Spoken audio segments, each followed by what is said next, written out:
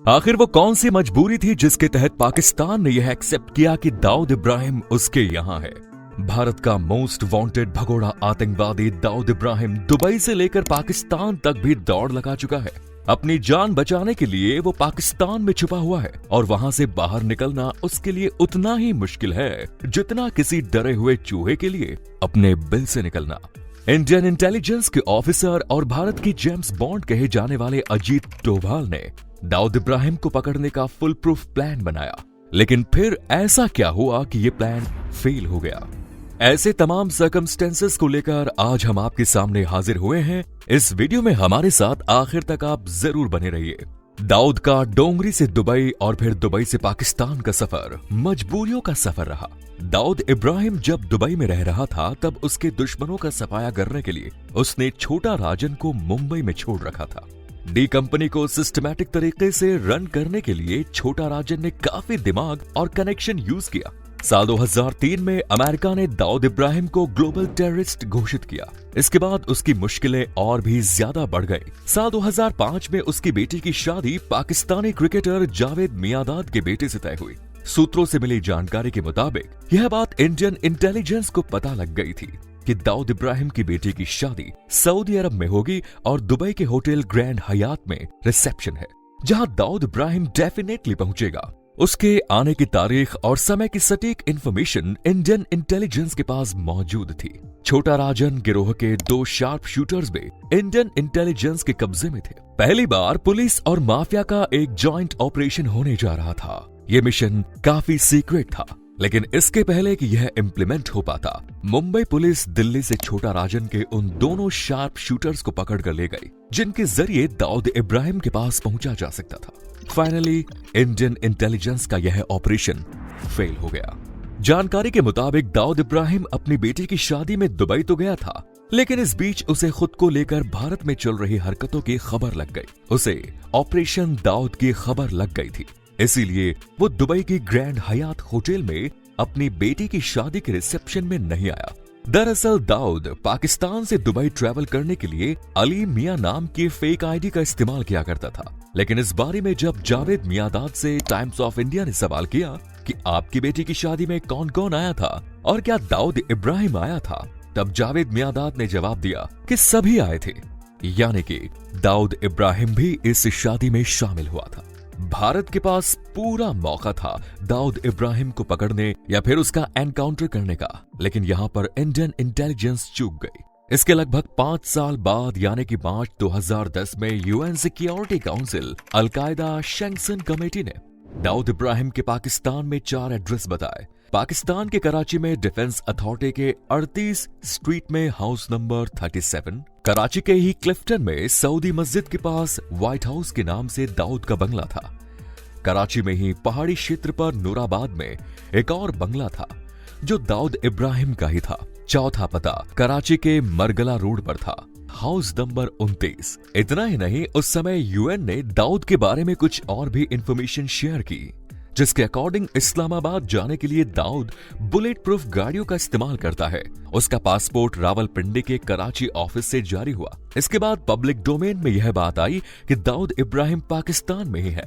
उसके कराची में मौजूद एड्रेस, पासपोर्ट और पाकिस्तान में वो कैसे ट्रैवल करता है, यह तमाम जानकारी सामने आई। लेकिन इसके बावजूद पाकिस्तान जनरल मोड में था। उसने इन तमाम जानकारी को एक्सेप्ट ही नहीं किया। इसके बाद साल 2012 में एस हुसैन जैदी की दाऊद इब्राहिम की लाइफ जर्नी पर एक किताब लिखी, जिसमें उन्होंने पाकिस्तान में उसके एड्रेस के बारे में जिक्र किया, जो कि कराची का था। उन्होंने लिखा कि दाऊद इब्राहिम पाकिस्तान के क्लिफ्टन एरिया में स्थित व्हाइट हाउस में रहता है। उसकी 3 बेटियों की शादी के बाद एक लड़का हुआ, जिसके लिए उसने अलग से एक घर बनवाया। उसका नाम मोइन पैलेस रखा गया। इस पैलेस में दुनिया की तमाम सुविधाएं थी। Swimming pool, tennis court, jogging track जैसी हर वो सुख सुविधा मौजूद थी जो आज के दौर में लाइफ को लग्जूरियस बनाती है। दाऊद यहाँ पर अपने स्पेशल गेस्ट को भी बुलाया करता था। पाकिस्तान के बड़े बड़े मंत्री उससे मिलने के लिए लाइन लगाकर बैठे रहते थे। दाऊद इब्राहिम अब डोंगरी का पहले वाला मुच्छड़ नहीं रहा। सर के बाल झड़ गए थे, पेट निकल आया और 1955 में पैदा हुआ दाऊद अब 57 साल का हो गया था। साल 2010 से 2012 का समय दाऊद की जिंदगी का बेहतरीन समय कहा जा सकता है। वो पाकिस्तान के सरकार और आईएसआई से मिलकर अपना काम किया करता था। स्टॉक एक्सचेंज, जमीन और घरों के मालिकाना हक, अवैध हथियार और हवाला जैसे कारोबार काफी सिस्टमैटिक तरीके से डी कंपनी किया करती थी। साल 2016 में यूएन ने अपनी बात में बदलाव किया। उसने दाऊद इब्राहिम के जो 4 एड्रेस दिए उनमें से एक एड्रेस को हटा दिया गया क्योंकि वो एड्रेस मलिहा लोधी का था।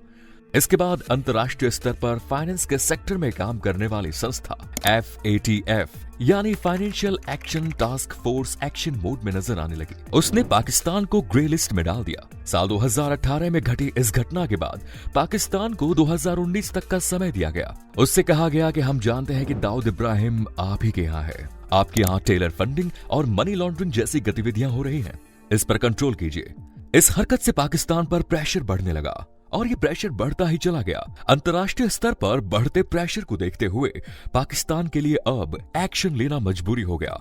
लेकिन तभी कोविड का पीरियड शुरू हुआ और इस एक्शन को एक्सटेंड कर दिया गया। लेकिन 23 अगस्त 2020 तक पाकिस्तान पर इतना प्रेशर बढ़ चुका था कि उसकी हालत खराब हो गई। FATF ने उसे ब्लैकलिस्ट में डालने की बात तक कह दी और इसी दबाव में आने के बाद पाकिस्तान ने इस बात को स्वीकार किया कि हाँ, दाऊद इब्राहिम उसके पास ही है और पाकिस्तान में ही रहता है। इतना ही नहीं, दाऊद इब्राहिम समेत कुल 88 आतंकवादियों और आतंकवादी संगठनों पर पाकिस्तान को मजबूरी में सैंक्शन लगाना पड़ा। इसमें मसूद अजहर और हाफिज सईद जैसे खतरनाक आतंकवादी भी शामिल हैं। इसके साथ ही पाकिस्तान ने दाऊद इब्राहिम के 3 एड्रेस भी जारी किए जहां दाऊद इब्राहिम रहता था। ये 3 एड्रेस वही थे जो यूएन ने अपनी लिस्ट में जारी किए, जिसमें कराची का व्हाइट हाउस, कराची का ही मुरादाबाद स्थित पैलेस और डिफेंस अथॉरिटी में स्थित बंगला शामिल था। साल 2020 में ही मुंबई पुलिस ने बिहार के एयरपोर्ट से एजाज लकड़ावाला को गिरफ्तार किया। वो नेपाल भागने की फिराक में था। एजाज लकड़ावाला दाऊद इब्राहिम का खास आदमी था और वो उसका काम धंधा देखा करता था। उसने इंडियन इन्वेस्टिगेटिव एजेंसीज को बड़ी खास जानकारी दी। उसने बताया कि दाऊद इब्राहिम को गैंग्रीन हो गया है। वो हाल ही में उससे मिलकर आया है और उसने देखा कि दाऊद इब्राहिम की हालत बहुत ही खराब है। इस तरह की बातें जब सामने आई तो टाइम्स ऑफ इंडिया से छोटा शकील ने संपर्क किया। उसने बताया कि आपकी एजेंसी के पास जो जानकारी है वो सब गलत है। भाई एकदम स्वस्थ है और फिट है। आपको बता दें कि छोटा शकील एक तरीके से डी कंपनी में ऑपरेशनल मैनेजर का काम करता है। इसके लगभग 2 साल बाद सितंबर 2022 में नेशनल इन्वेस्टिगेटिव एजेंसी NIA को एक बड़ी लीड मिली।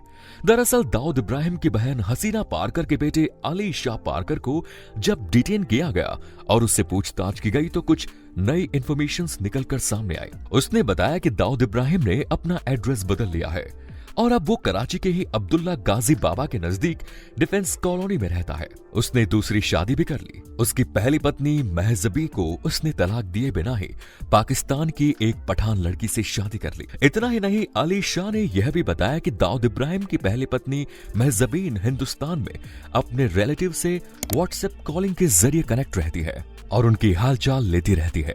दाऊद इस समय अपने भाई अनीश इब्राहिम के साथ रहता है। इसका एक बड़ा भाई था साबिर इब्राहिम, जो पठान गैंग के साथ दुश्मनी का शिकार हो गया और उसकी हत्या हो गई। उसकी पत्नी शहनाज, बेटे सिराज और बेटी साजिया भी दाऊद इब्राहिम के साथ ही रहते थे। हालांकि बेटा सिराज कोविड-19 का शिकार हो गया और उसकी मौत हो गई, जबकि उसकी बेटी मुंबई के अग्निपाड़ा में एक रियल एस्टेट एजेंट मोहजम खान से शादी करके उसके साथ रहती है।